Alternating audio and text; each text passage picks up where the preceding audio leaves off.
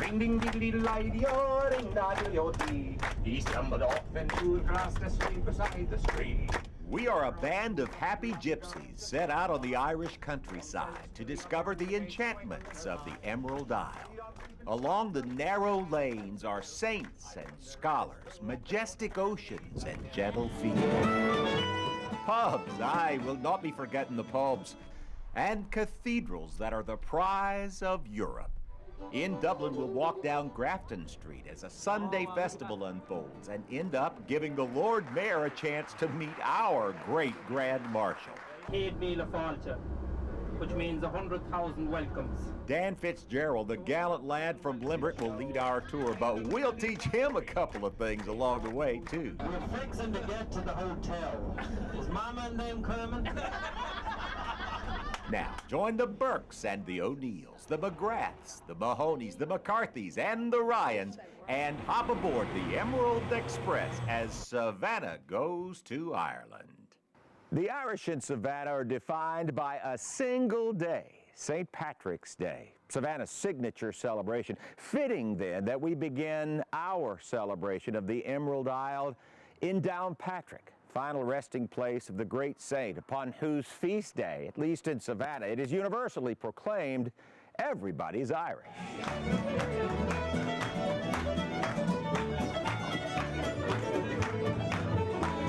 It was the people of the town, the beauty of the coast, and the peace of the countryside that brought Patrick back to Ireland from Wales after his escape from Celtic raiders in the 5th century. His gift to the Irish, Christianity itself, and reminders of the vitality of his work are scattered everywhere across the Irish nation.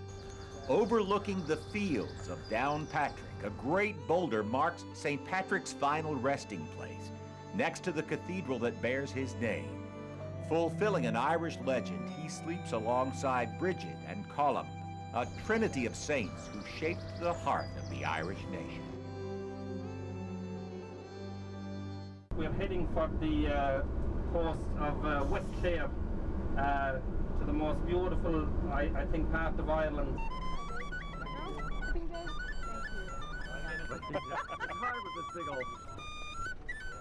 Was it the cliffs of Moher that drew Patrick back across the sea from England? It's certainly reason enough if you ask our group. It's beautiful.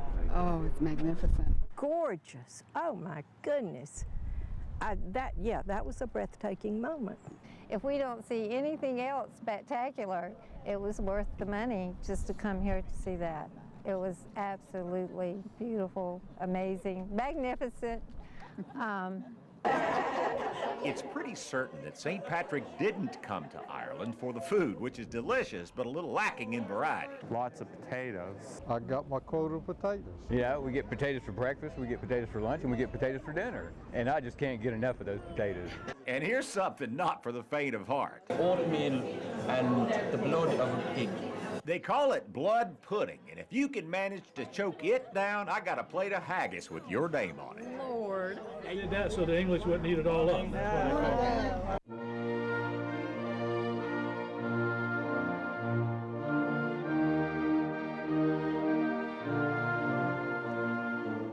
When you ask any of our group about Ireland, they'll answer you in hushed tones of reverence, like somebody who's seen the promised land, the Irish countryside.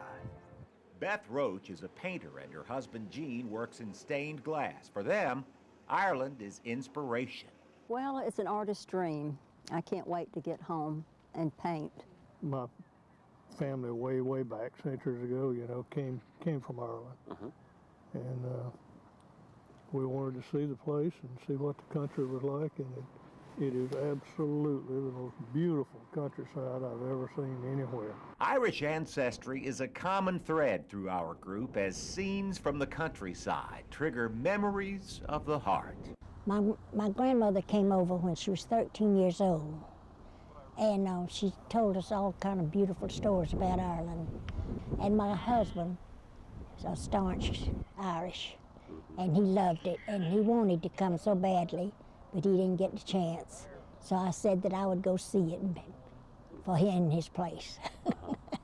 Just outside of Downpatrick is a little village called Newry, where two families lived. the Pattersons and the Dixons, who, as far as we can tell, didn't even know each other. All right, you got two. But a couple of centuries later, their great-great-grandchildren would meet and marry in, of all places, Savannah, Georgia.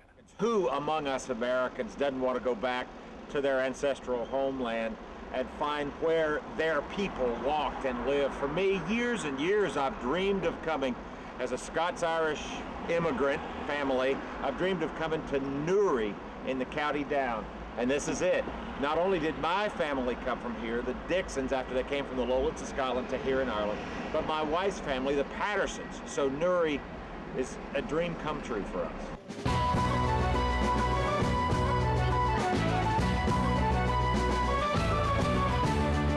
Guess what? The women wanted to go shopping, and not just any shopping, but shopping for authentic Irish crystal and pottery and marble. In Ireland, we discovered a craftsmanship that bridges generations and binds the people to their work. My name is Ambrose Joyce. Ambrose Joyce owns Connemara Marble. Grandmother there. That's your great-grandmother? Yeah, she was born in 1840 during the famine. Passed down, as was his trade, from his grandfather. Joyce points with pride to the great Galway Cathedral, which was built from materials pulled from the quarries that he owns, using the techniques that are a gift of his blood. I noticed that your equipment is from years ago. Oh, some of our equipment is 100 years old. Yes. What we set out to do was to reproduce the culture and the history of Ireland into crystal. Mary Monelly owns Connemara Celtic Crystal, which is renowned throughout the world for its quality.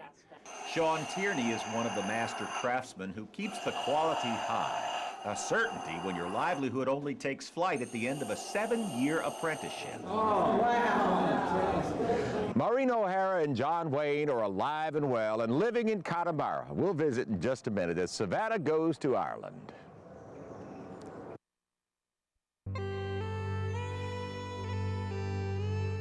It said, a people who have no language have no soul.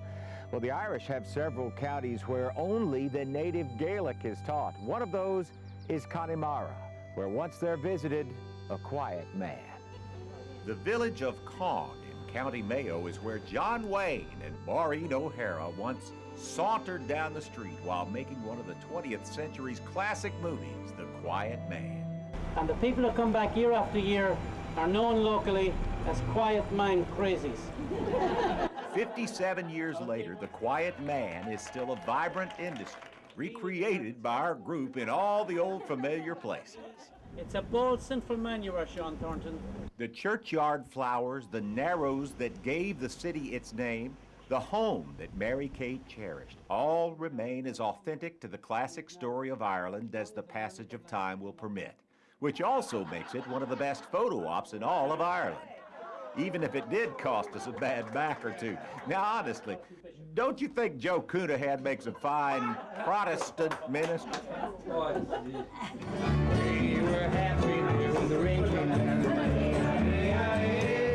Fortunately, Father Coonahan spared us his wrath when the evening found some of us in An Pucan, a Galway pub where we had a chance encounter with Sharon Shannon, the best-selling traditional Irish artist ever released there.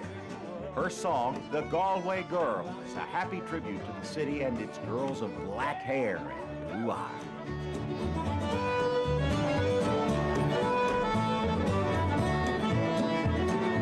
To protect the teetotalers amongst us, we promised not to show close-ups of the merriment in the pub, but I promise everybody kept their clothes on and nobody had to be bailed out of jail. Since we're already out drinking, we might as well go over to the Guinness Brewery in Dublin, which their website proclaims as Ireland's #1 international visitor attraction. And based on what we saw, we can't argue. At the top of the brewery, there's a glassed-in tasting room called the Gravity Bar, where you can look out over Dublin and savor a creamy pint, or, if you're homesick, a Coca-Cola. ABC is what Dan Fitzgerald, our Irish tour guide, calls it, another bloody castle. We'll take you inside the halls of antiquity as Savannah goes to Ireland.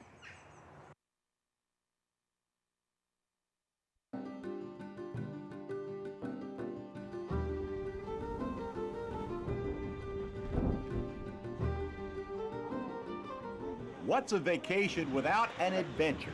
And as adventures go, how about one where you cross an 80-foot rope bridge in gale force winds teetering above certain death a couple hundred feet below?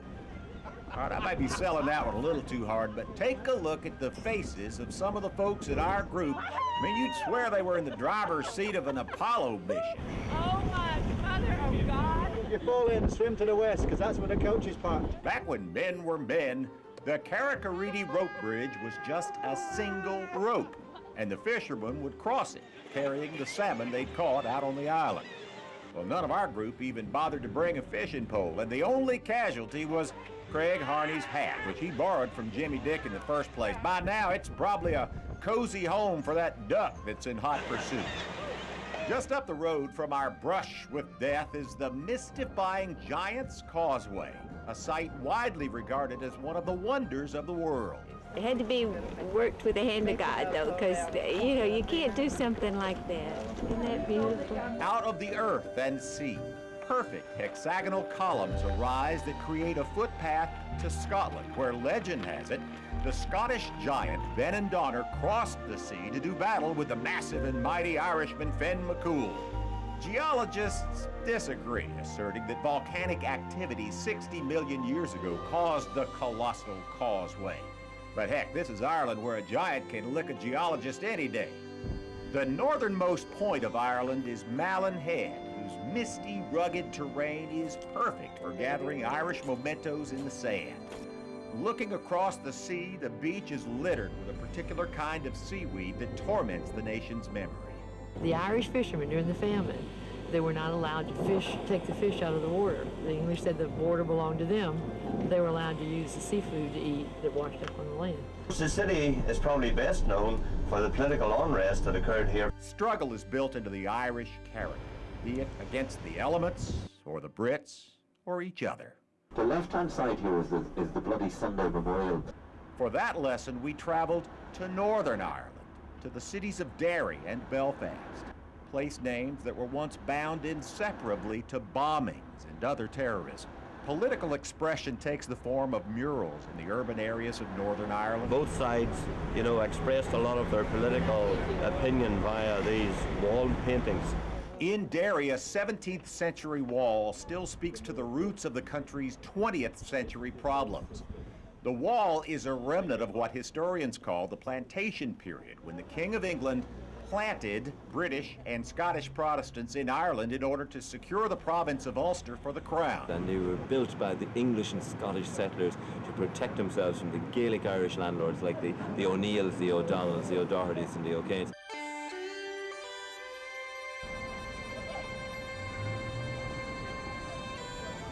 But with the dawning of the 21st century came a new outlook for Northern Ireland based on a shared destiny, whose hope is for peace and prosperity, good schools, and secure homes. But let us leave the city now for a moment and become pilgrims again to the Irish countryside, to the shrine at Knock, where in 1879, 15 believers saw a vision of the Mother of God. As every country really has a national shrine to Our Lady, this is the place for the Irish people. Standing at the foot of this cross, 30th September 1979, Pope John Paul II, speaking, as he said, as a pilgrim, addressed some 450,000 other pilgrims and said, I stand here at the goal of my journey to Ireland, the shrine of Our Lady of Knock. It is spread around the world because when something's true, you can't stop it. Such a truth was also written on the heart of Catherine Macaulay, who looked out into Dublin's 19th century Bagot Street and saw homeless girls whose best hope for life was poverty and prostitution. So Catherine brought them into the House of Mercy, and Catherine gave them living schools. Catherine Macaulay, entombed in the courtyard where her dream took flight, founded the Sisters of Mercy, a gathering of women of God who have touched every aspect of life an ocean away in Savannah, Georgia.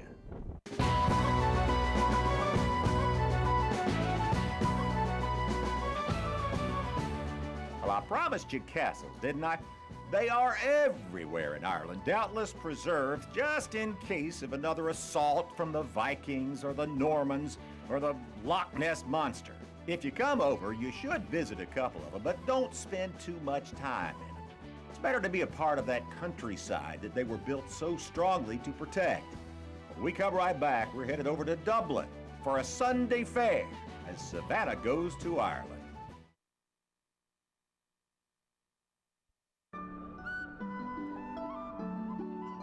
Grafton Street in Dublin puts on its festival best on a Sunday afternoon. Here on the sidewalks, artists portray mythical characters and literary giants like James Joyce. Every style and flavor of music fills the walkway. Flowers color the path. Oh, the penny roses are gorgeous. At the head of Grafton Street is St. Stephen's Green, the Dubliners' version of Forsyth Park. It's a gathering place for people and creatures on the National Day of Rest. This is the Great Chain. It's known as the Great Chain. On the medal we have William III, otherwise known as William of Orange. Paddy Burke is the 338th Lord Mayor of Dublin, a post created by Henry II in 1229. He was honored with an audience with the 2002 Grand Marshal of Savannah's St. Patrick's Day Parade, Eddie Fahey.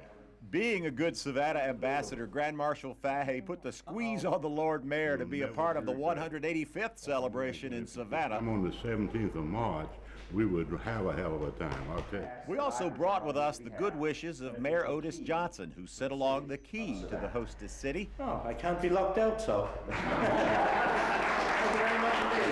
There's more of the Emerald Isle ahead as Savannah goes to Ireland.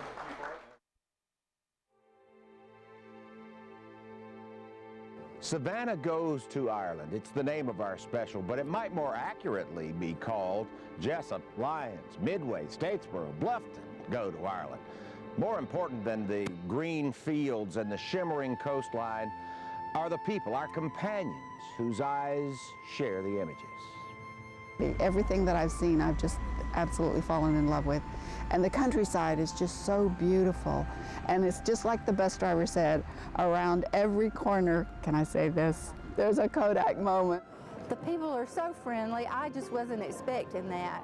The landscape, seeing the country itself, meeting the people. The trees are lush. The leaves on them are just so shiny, they're glossy. Just being able to marvel at the wonders of Ireland. Sparseness of the population, that's, and the stone walls, that's very unique.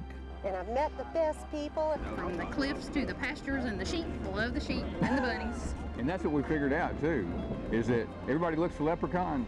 They masquerade as sheep during the day. How the land, the pastures just run right down to the edge of the ocean. The sheep and the cows are out there just enjoying what a lot of people would like to enjoy. And we get over here and it's just so pleasant. Yeah, Northern Ireland, I mean, it's just to go with the guide today and feel the passion that he had for that peace effort, and to know that the U.S. was part of it too, that we helped, foster that.